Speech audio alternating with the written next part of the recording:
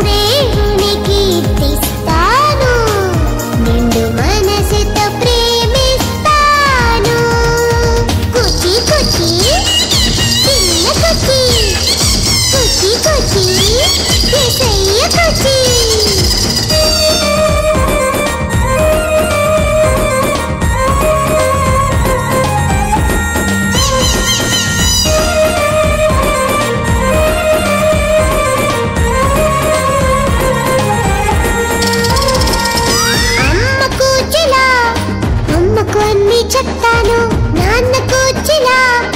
నాన్నకు సాయం చేస్తాను అమ్మ కూచిలా అమ్మకు అన్నీ చెప్తాను నాన్న కూచిలా